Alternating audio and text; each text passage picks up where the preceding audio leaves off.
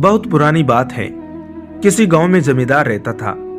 उसने अपनी मेहनत और ईमानदारी से अपने कारोबार को काफी बढ़ा लिया और काफी संपत्ति इकट्ठा की।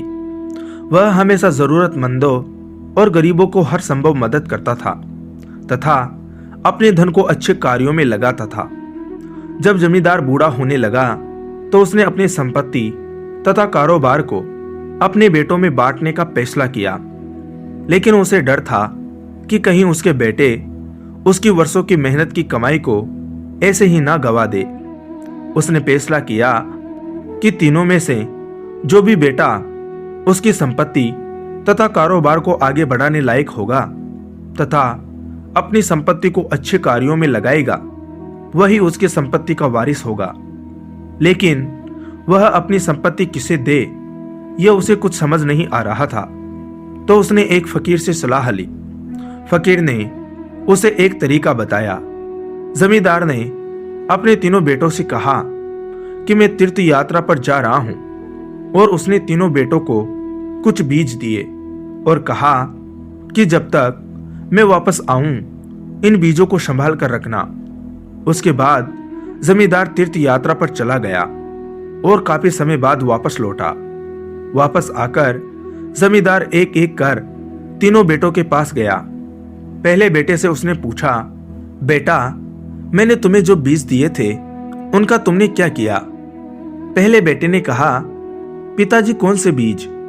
मुझे तो याद ही नहीं कि आपने मुझे बीज कब दिए थे।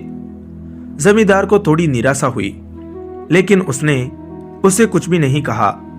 उसके बाद जमींदार ने अपने दूसरे बेटे के पास जाकर भी यही प्रश्न किया।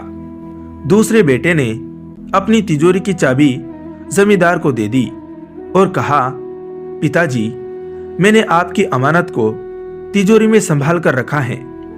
जमींदार को फिर निराशा हुई, लेकिन उसने उससे भी कुछ नहीं कहा और तीसरे बेटे के पास गया और उससे भी वही सवाल किया।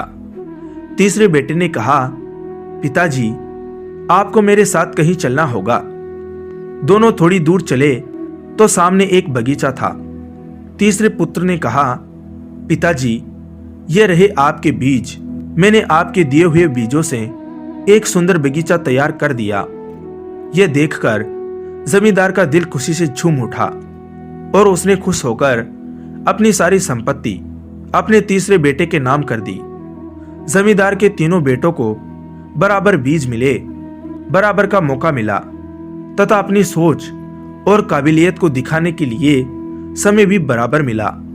लेकिन तीन में से दो बेटों ने उस मौके को पहचाना नहीं और उसे ऐसे ही गवा दिया, जबकि तीसरे बेटे ने अपनी सोच और काबिलियत से उन बीजों से एक सुंदर बगीचा तैयार कर दिया। जिंदगी के हर एक मोड़ पर हमें मौके मिलते रहते हैं, चाहे सुख हो या दुख। हर एक परिस्थिति हमें जिंदगी में एक नई संभावना तलाश करने के लिए कहती है। बस अगर हमने वो संभावना तलाश ली या उन मौकों को पहचान लिया, तो फिर हमें जिंदगी में आगे बढ़ने से कोई नहीं रोक सकता है। हमें हमारी मंजिल तक पहुंचने के लिए नए नए रास्ते अपने आप मिलने लगेंगे। अपनी जिंदगी के हर एक पल पर नजर रखें और हर परिस्थिति में, चाहे सुख हो या दुख, जिंदगी के मिले हर एक मौके को पहचानने की कोशिश करें और उसमें छिपे संभावनाओं को तलाश करने की कोशिश करें। एक दिन आप अपनी जिंदगी को बदलने वाले मौके को पहचान जाएंगे और आपको ऐसा आइडिया मिल जाएगा जो आपको सफलता की बुलंदी पर पहुंचा देगा। मौकों को पहचानने वाले लोग ही जिंदगी में आगे बढ़ते हैं। ईश्वर अपनी जिंदगी में आगे बढ़ने तथा अपने आप को साबित करने के लिए हर किसी को हुनर देता है, योग्यता देता है, सभी को बराबर समय, बराबर मौके देता है। लेकिन यह हम पर निर्भर करता है कि हम अपनी योग्यता, अपने हुनर का उपयोग किस तरह से करते हैं। हम अपनी जिंदगी में मिले मौकों, अवसरों में छिपी संभावनाओं की पहचान कर पाते हैं या नहीं।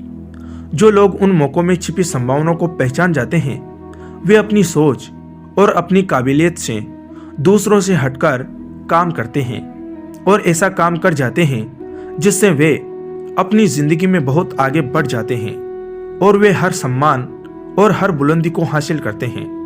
और जो लोग मिले हुए मौकों को ऐसे ही जाने देते हैं और कुछ नहीं करते हैं, वो अपनी जिंदगी में भी कुछ नहीं कर पाते हैं और वहीं के वहीं रह जाते हैं। धन्यवाद दोस्तों।